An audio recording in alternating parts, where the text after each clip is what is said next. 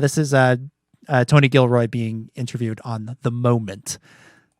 Did I Were sweat you it? scared about it? Because it's No, Star Wars. because I'm you know asking what? the emotional question, not the narrative. No, I was actually, in fact, that was my superpower. I don't like I just never been interested in Star Wars ever. So I had no reverence for it whatsoever. I was unafraid about that. Things require a purity. If you look at Rogue, Yeah. you know, all the difficulty with Rogue and all the confusion of it and all the people and all the smart people and all the mess. And in the end, when you get in there, it's actually very, very simple to solve because you sort of go, oh, this is a movie where, folks, just look, everyone's going to die. So it's a movie about sacrifice. So it's all a question about why are all these people going to sacrifice? And you need to motivate them with a purity throughout the way. And every scene has to be, every scene in the movie has to be about the movie. And so is that a theme that everyone's going to die and sacrifice? Well, in that sense, in that film, I thought about it. So you loved the experience. Would you make a Star Wars movie? I'm sure they asked you and you didn't want to go do it. No, there's nothing. I don't like it.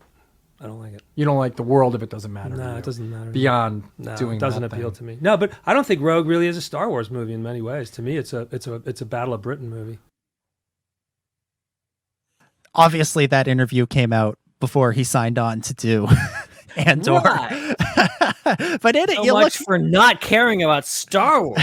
or not wanting to do it either. But yeah, look, he says in that interview, one of the first things you hear in that clip is him saying, "I don't like Star Wars."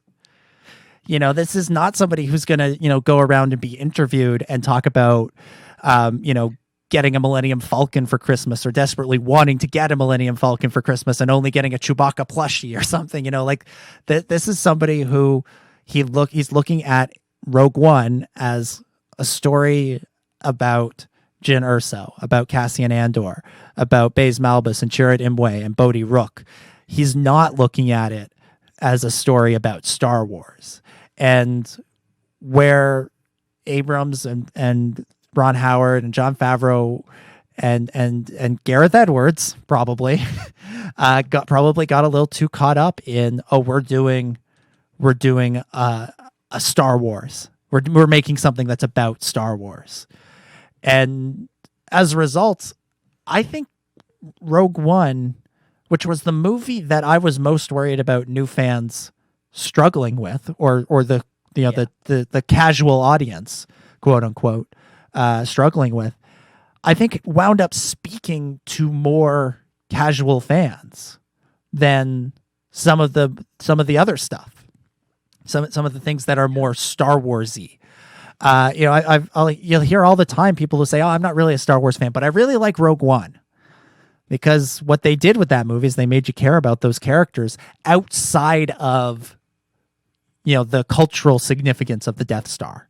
You're scared of the Death Star in that movie because those characters are scared of it, not because you remember the Death Star from 40 years earlier. So I think Tony Gilroy brings the right approach. And, to be fair to J.J. Abrams, Ron Howard, and Jon Favreau, all three of them, I think, know that and had said things like that. And at times in their movies, I think they do a really good job of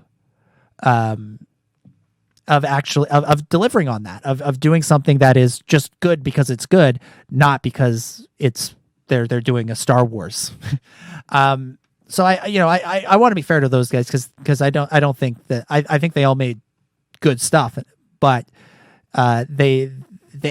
it's interesting to me that Rogue One resonates in that way when you have the guy who stepped in to save it is the guy who's saying, it's just the world of Star Wars never interested me.